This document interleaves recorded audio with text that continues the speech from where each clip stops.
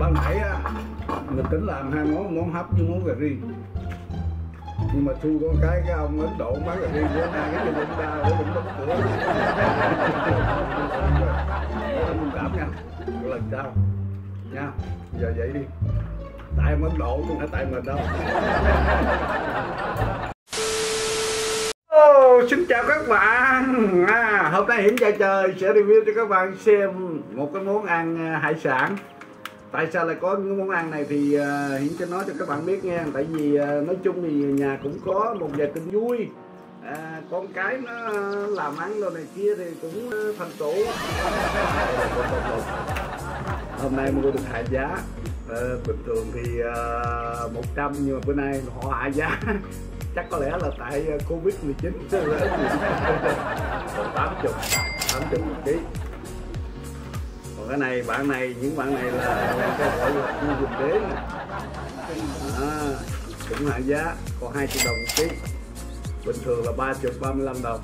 Nói chung vậy đó chung mà hãy đợi cái gì sale bạn ha.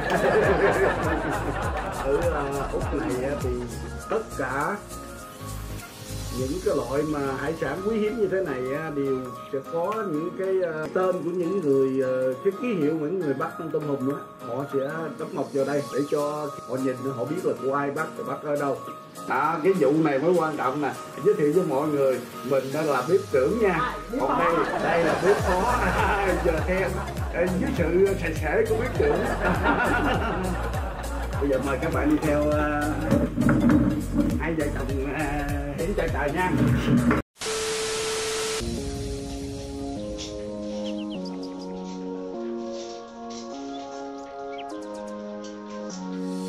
Thợ trắng có nghĩa là trắng.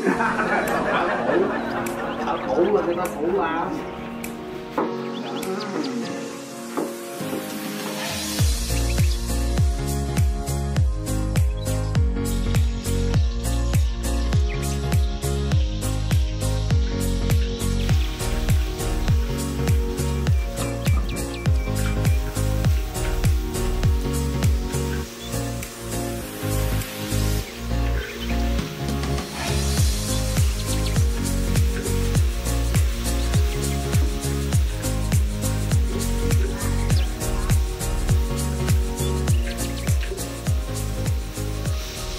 Nấu đồ ăn ngon dạ không cần biết, mà cái chảo nó nóng nha, xịt những nước mắm vô từ nó thơm, cái chồn chớm nó trà, cái thằng đã nấu ăn giỏi thì.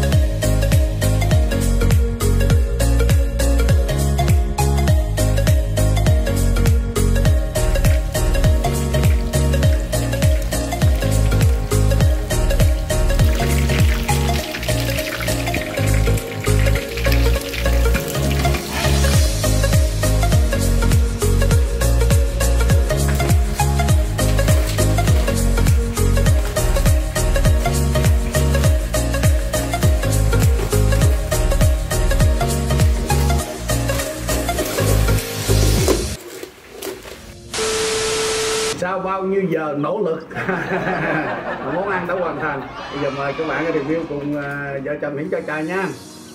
Đây mình, đây qua đây.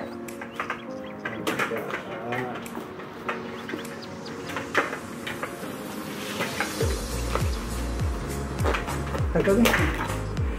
Wow, trời ngon. Cái con cua Quỳnh Đế này á, khi ta ăn á, ta dở từ sau cái đuôi nó ha, dở chúng ta lật lên đó, như vậy thôi. Cái phần cua là nó làm thịt nó ở đây. Rồi ăn đi em, mời các bạn nha.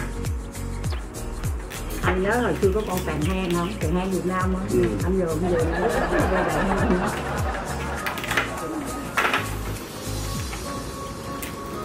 ăn cua là phải chịu giơ tay nha.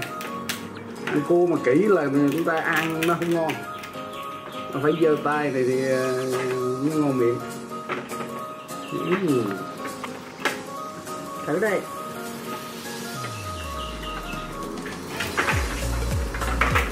chấm miếng muối chua chanh coi. Trời. Ngon không? Ngon, thơm, nó hơi mặn mặn của cái vị nước biển của con cua, chúng ta không cần để gì hết. Ai luộc thì đổ nước, còn ai muốn hấp bia thì đổ chai bia vô hấp thôi nha các bạn. Chỉ đơn giản vậy thôi. Trời, cái thịt dữ lắm luôn á. Cái thịt ghê chưa? Và bây giờ để review một món tôm hùm xào Ấn Độ. Cho cái gấp bên đó kìa. Đây. Đó. Ăn cái nào? Đó. Cái nào hay cái mình? Mình đi dễ vậy. Còn đi. Đó. Đây. Quá hấp dẫn mời các bạn nghe. Em gấp bên.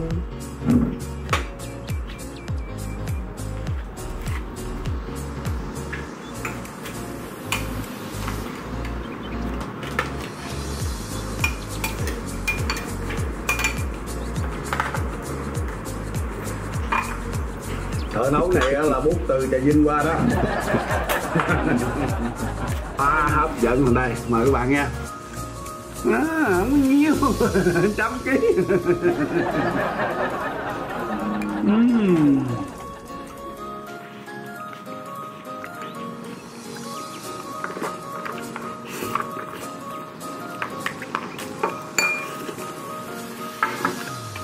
Quá khá là xuất sắc rồi,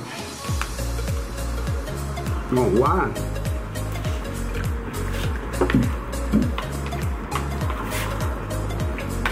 Vô ha, mời các bạn miếng đó.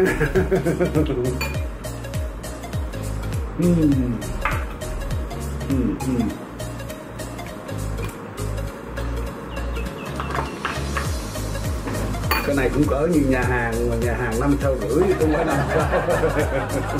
Có rưỡi đâu nữa hả? Ban nãy á mình tính làm hai món hấp với món cà ri, nhưng mà thu con cái ông Ấn Độ bán cà ri của hai cái trên ra để cũng có cửa. Thôi mua cà ri rồi. Các bạn thông cảm nha, lần sau nha. Bây giờ vậy đi, tại em Ấn Độ không phải tại mình đâu.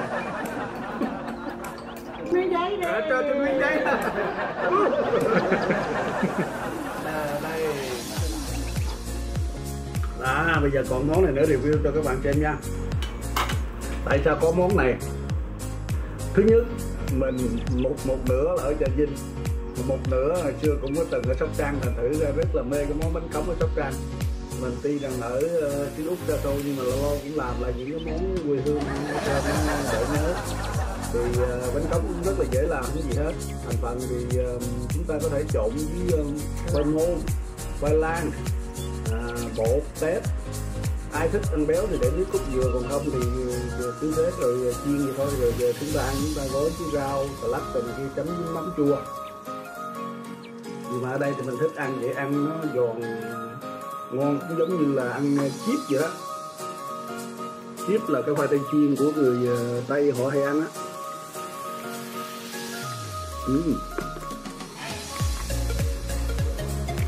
Tại vì chúng ta ăn cơm, chúng ta ăn gì cũng giống như no luôn vậy đó. Ngon ha. Giòn. Mỗi một địa phương, mỗi một vùng miền họ có cái món ăn, rồi khi mà người Việt mình tới đó cái tiết tấu thêm những cái này kia rồi biến chuyển nó thành ra có món ăn chánh trong cái gia đình vậy thôi, chứ không nhất thiết là phải cái này ăn cái kia người kia. Bây giờ video tới đây thì thấy cũng tạm dài rồi ha, bây giờ đủ dài. Chỉ xin phép kết thúc clip đây để gia đình cùng thưởng thức cái món này, chứ mình chắc chết luôn. Nếu các bạn thấy video có ý nghĩa và hay cho mình một like, đừng nhớ đăng ký kênh để ủng hộ Hiển Trà Trời này nha. Bây giờ thì gia đình xin chào các bạn và hẹn gặp lại. Bye.